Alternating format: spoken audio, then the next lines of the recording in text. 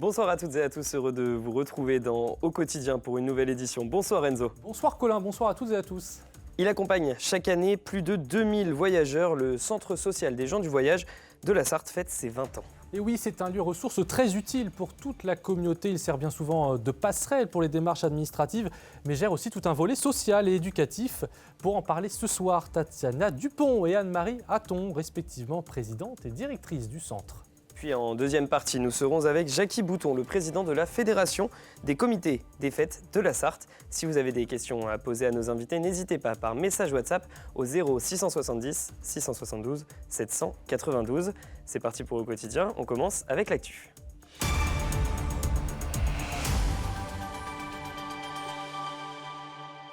Au sommaire de ce mercredi 15 novembre, les routes sartoises resteront à 90 km/h. Le tribunal administratif de Nantes a pourtant préconisé un retour aux 80 km/h ce mercredi, mais pour le département, il n'en est pas question.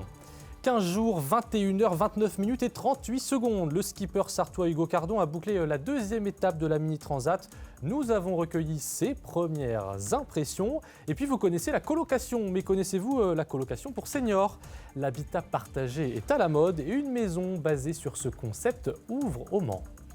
Allez Enzo, on commence ce journal. Le département l'affirme, les 90 km/h resteront en vigueur en Sarthe. Les élus l'ont fait savoir à 17h lors d'une conférence de presse organisée à la hâte, et ce malgré l'avis rendu par le magistrat rapporteur du tribunal administratif de Nantes. Il a préconisé ce mercredi une annulation des 41 arrêtés pris par le département à l'été 2020 pour revenir aux 90 km/h. Un recours qui avait été déposé à l'époque par la Ligue contre la violence routière. Pour l'instant, il ne s'agit pas encore d'une décision de justice, celle-ci sera rendue dans un délai de 1 mois. Mais pour le vice-président du conseil départemental, Frédéric Beauchef, même s'il devrait y avoir une décision défavorable du tribunal, je cite, « elle nous conduira à reprendre des arrêtés et à les motiver davantage ». Et on y reviendra évidemment Au Quotidien de ce jeudi avec le président du conseil départemental, Dominique Leménaire. On enchaîne Enzo avec une nouvelle alerte à la bombe ce mercredi matin dans un collège sartois. C'était au collège Pierre-Gilles de Gênes, au sud du Mans. L'établissement a été évacué. Il avait reçu quelques temps plus tôt dans la matinée un mail indiquant la présence d'une bombe qui n'existait finalement pas. Le 7 novembre dernier, c'était au collège Jacques Pelletier à Changé qu'une autre fausse alerte à la bombe avait conduit à l'évacuation des élèves, ainsi qu'à une grande mobilisation des forces de l'ordre. Ces canulars sont punis par le code pénal de 2 ans d'emprisonnement et de 30 000 € d'amende. Allez, on retrouve le sourire, on vous en parlait ce mardi. Hugo Cardon est arrivé en Guadeloupe après la Mini Transat. Et oui, le skipper sartois a bouclé la deuxième étape entre les Canaries et la Guadeloupe en 15 jours, 21h29 et 38 secondes. Sa première traversée de l'Atlantique en solitaire et pendant une course. Il nous confie ses impressions et ses sentiments. Colin Ancel.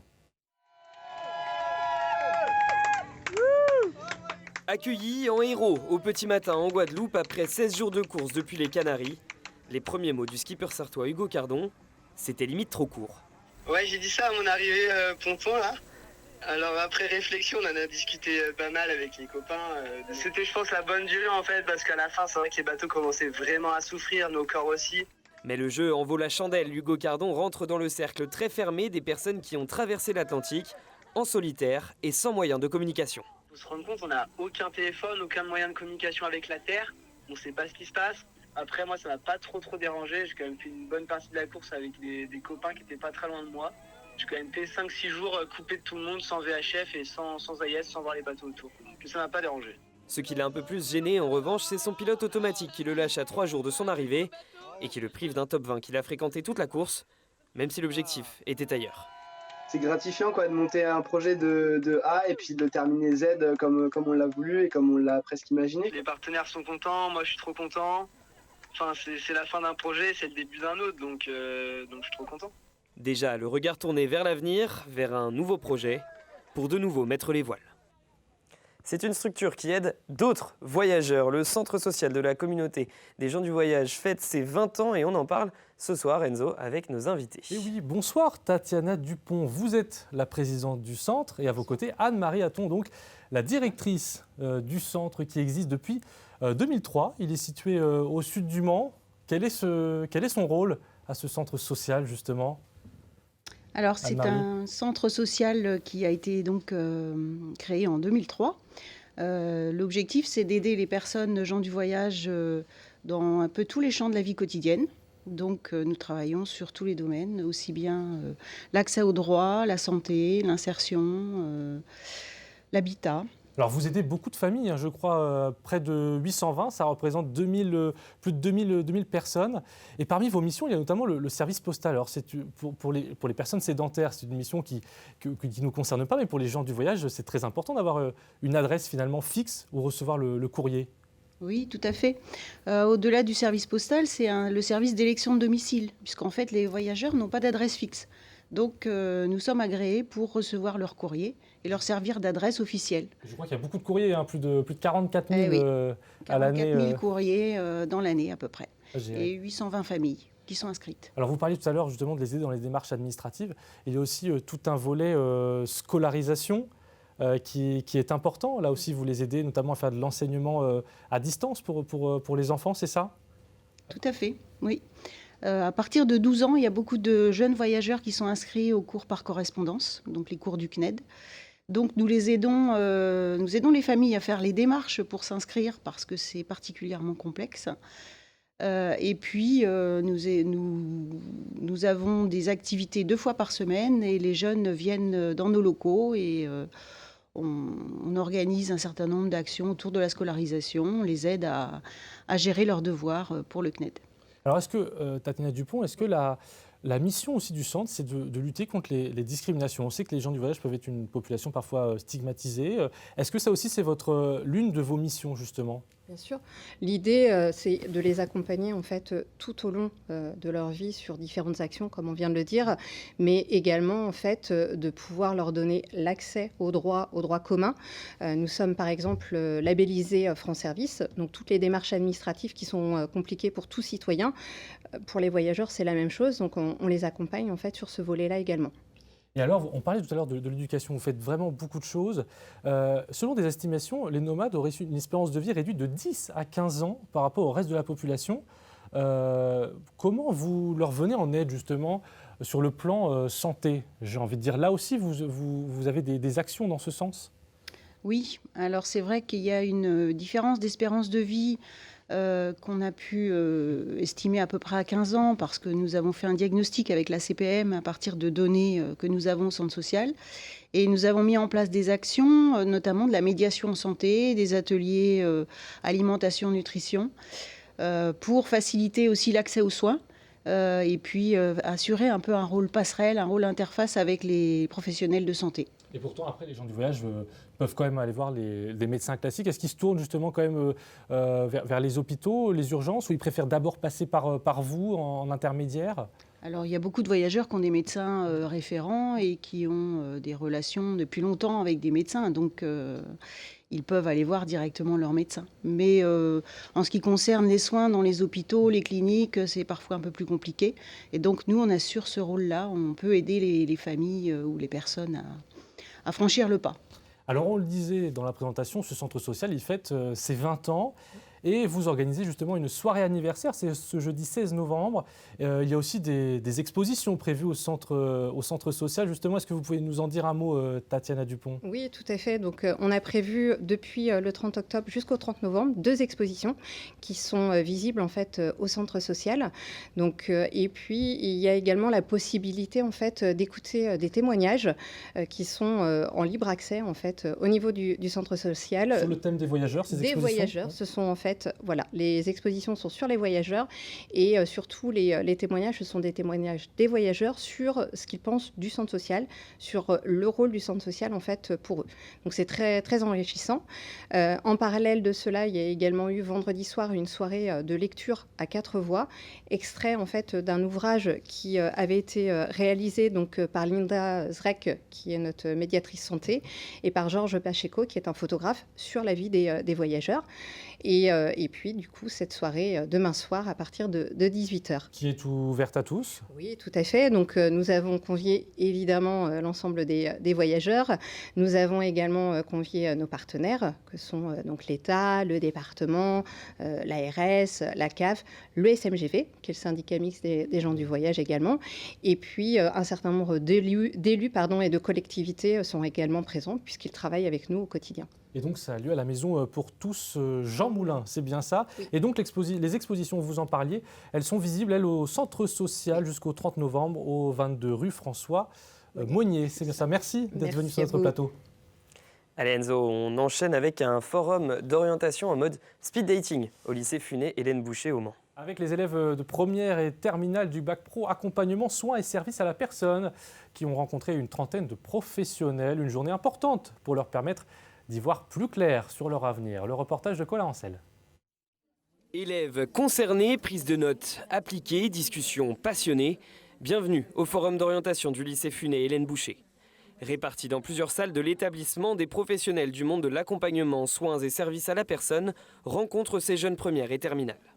C'est vraiment un moment à part. Ça permet de vraiment savoir ce que c'est la vie aujourd'hui, donc d'avoir des côtés positifs et négatifs de la personne pour raconter son métier, ce qu'elle en pense, son salaire. On peut lui poser beaucoup de questions et je trouve ça c'est très enrichissant pour nous. En mode speed dating, pendant 20 minutes, les 80 élèves de cette filière rencontrent les 35 personnes venues leur parler de leur métier. C'est presque 2 fois plus de professionnels que l'année dernière. L'idée, c'est de pouvoir faire découvrir à nos élèves tous les métiers qui s'offrent à eux dans cette filière du sanitaire et social. Donc ça fait partie un moment fort du parcours, mais en fait on travaille sur l'orientation vraiment sur les 3 années. Une journée importante pour comprendre les réalités du métier. D'anciennes élèves sont désormais passées de l'autre côté. Quand j'étais en terminale, c'est la première année où on a mis ce forum en place. Donc il n'y avait pas autant de professionnels. Mais du coup, je suis contente de voir que ça continue et que ça grandit. Et puis d'être sollicitée par mes anciennes professeurs qui font appel à moi. Dans quelques années, ce seront donc ces jeunes élèves de première et terminale qui pourraient prendre place de l'autre côté de la table et ainsi boucler la boucle de la transmission. L'habitat partagé, un mode de vie qui a le vent en poupe chez les seniors. Au Mans, l'entreprise 7 familles vient de lancer une maison sur ce concept dans le centre-ville du Mans, de la colocation entre personnes âgées. C'est au 22 bis rue Scarron. Et c'était une journée porte ouverte ce mercredi. Et la preuve que ce type d'hébergement conçu pour les aînés plaît. Les visites s'y sont succédées toute la journée, comme l'a constaté Anthony Piton. L'idée, c'est que vous partagez la vie entre plusieurs personnes seniors. Voilà. Un peu de curiosité et un vif intérêt. Pour la trentaine de personnes âgées venues visiter cette maison partagée, l'idée de vivre en colocation séduit. Le mode de vie, ça me paraît agréable. Je pense qu'à priori, ça nous conviendrait. Mais bon, il faut attendre le moment crucial pour dire on vend la maison et puis on va comme ça. Hein. La maison partagée se présente comme une alternative entre l'accueil familial et les résidences autonomie. On met en avant le projet de vie partagé et l'idée c'est vraiment de le travailler avec les colocataires, de le co-construire ensemble et on pourra décider de ce que les colocataires veulent dans la maison, comment ils veulent gérer leur quotidien. L'idée c'est qu'on construise tous ensemble et que chacun puisse y trouver son compte et se sentir bien accueilli et que ça soit chaleureux et convivial. Jusqu'à 7 personnes peuvent élire domicile ici, avec toute la liberté d'organiser leur quotidien, tout en étant accompagnées 7 jours sur 7 par une équipe d'assistants de vie. Quand on n'est pas stimulé au quotidien, quand on est seul, il y a des choses qu'on ne fait plus ou qu'on n'a plus envie de faire. Et on voit que le fait d'être à plusieurs dans une maison, le principe de la colocation permet de stimuler tout ça. L'idée, c'est donc de bien vieillir ensemble. Les premiers colocataires aménageront à partir du 8 décembre. Et je le sais Enzo, vous êtes anéanti, moi aussi, mais cette année, il n'y aura pas de grande roue pour Noël aux Jacobins. Et oui, Colin, fini nos tête-à-tête à 50 mètres de haut pour admirer le paysage manceau, puisque pour la première fois depuis 2012, la grande roue sera absente des festivités de Noël. C'est une information France Bleu Maine. La mairie a besoin de la place des Jacobins plus tôt que d'habitude dès le 2 janvier, en raison de l'installation d'un grand dôme monté pour le festival Le Mans Sonore. Et pour le gérant de la grande roue, l'affaire n'est tout simplement pas rentable sur une aussi courte durée. Mais bonne nouvelle quand même pour les enfants et pour les adultes aussi. Il maintient la patinoire et puis un tout nouveau manège, un grand 8 qui sera installé. Et les deux doivent ouvrir ce week-end. Allez, on garde le sourire, on parle de fête juste dans un instant avec notre invité Jackie Bouton. On se retrouve juste après la pub et la météo. À tout de suite.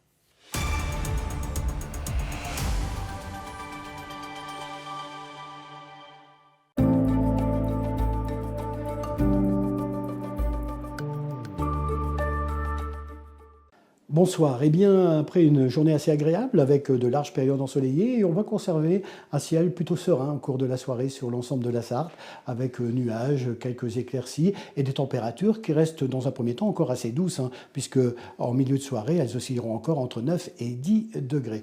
Comment tout cela va évoluer? Ça se dégrade malheureusement de nouveau. Dès jeudi matin, le ciel se couvre, les petites pluies apparaissent de façon éparse dans un premier temps sur l'ensemble de la région, avec des températures forcément toujours assez douces sous cette grisaille, puisque les minimales au lever du jour oscilleront entre 8 et 11 degrés. Pour votre jeudi après-midi, on est à l'arrière de la perturbation, dans un ciel de traîne, mais une traîne qui est dans un premier temps peu active. 11 à 12 degrés, c'est pour les températures maximales, et voyez que le ciel sera partagé entre nuages et soleil. On n'est pas à l'abri d'une quelques gouttes d'averse, mais c'est rien de très important. En tout cas, avec toujours un peu de vent qui soufflera autour de 30 km par heure. On regarde la tendance pour votre vendredi. On est dans la même configuration, avec des conditions anticycloniques qui se renforcent très légèrement sur le bassin méditerranéen, qui devrait nous maintenir un ciel variable par excellence, un ciel partagé entre nuages et soleil, et des températures qui faiblissent un peu, puisque les maximales de l'après-midi oscilleront entre 11 et 12 degrés. Et on jette un coup d'œil pour votre journée de samedi. On est reparti dans le ciel de traîne, donc une traîne qui repart aux averses sur pratiquement toute la Sarthe tout au long de l'après-midi, mais on reste dans des températures très douces pour la saison. Regardez les maximales de votre samedi, elles oscilleront entre 12 et 14 degrés. On est 2 à 3 degrés toujours au-dessus de ces fameuses normales du mois de novembre. En tout cas, ce jeudi, n'oubliez pas de fêter les marguerites. Profitez encore de ce temps très mitigé ce jeudi où le soleil pourrait même s'imposer avant le retour des averses pour la journée de vendredi. Bonne journée à tous.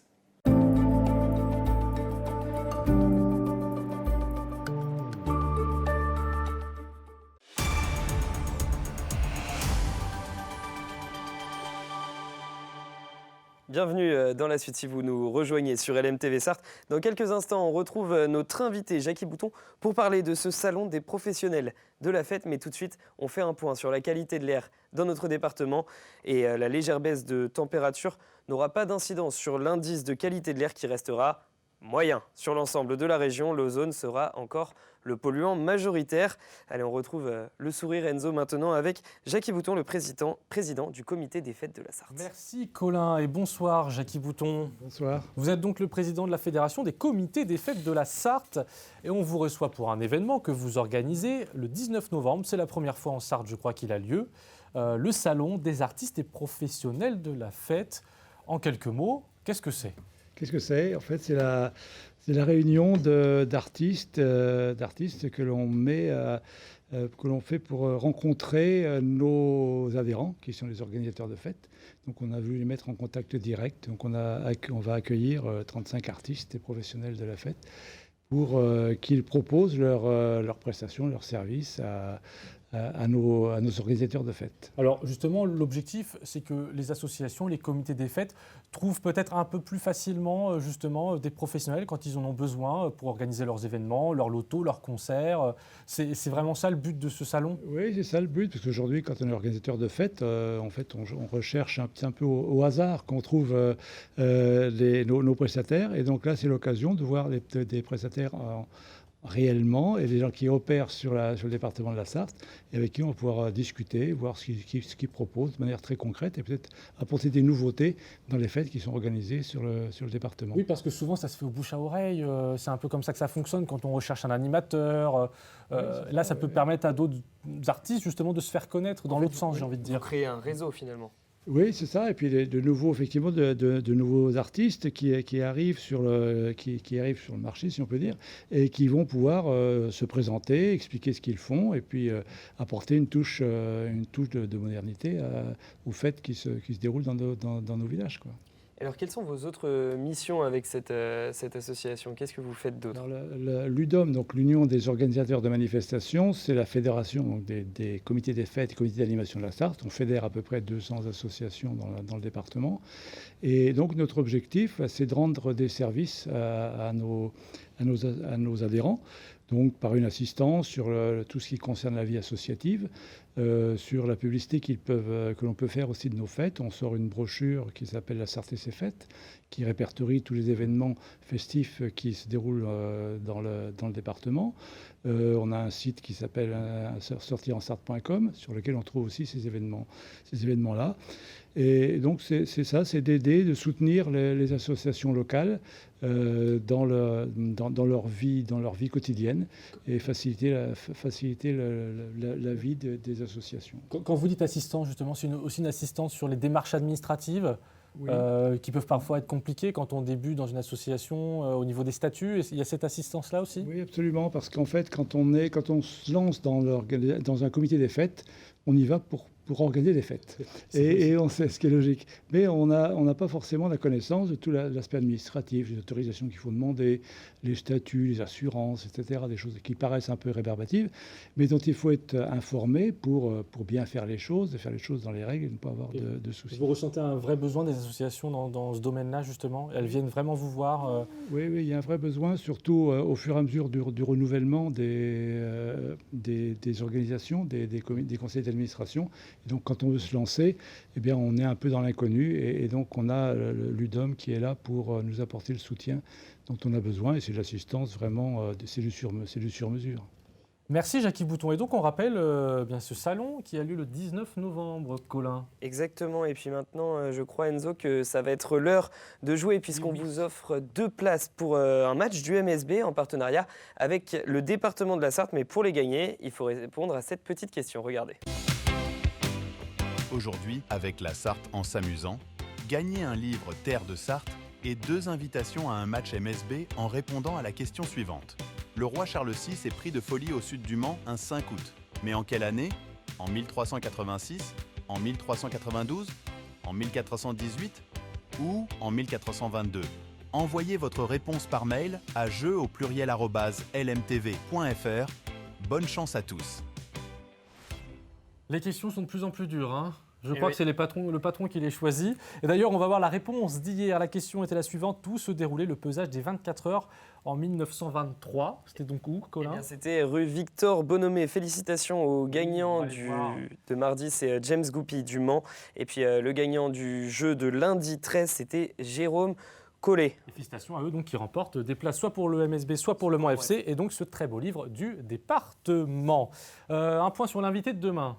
L'invité, vous l'avez dit, un invité unique puisqu'il s'agit de Dominique Leménaire qui est le président du département. Nous aborderons avec lui beaucoup de thèmes. Donc si vous avez des questions à lui poser, n'hésitez pas dès maintenant par message WhatsApp au 0670 672 792. Et puis un mot très bref sur ce week-end aussi qui vous attend. On vous attend pour les portes ouvertes. Ce sera le 18 et 19 novembre ici à LMTV. N'hésitez pas à vous inscrire sur le site lmtv.fr. Et puis eh bien, on fait le programme de la soirée. Nous sommes mercredi, donc le mercredi c'est l'infiltré. Toujours l'infiltré avec Amanda Scott. Et vous allez le voir, elle a été faire du chien de traîneau à Saint-Denis-d'Anjou.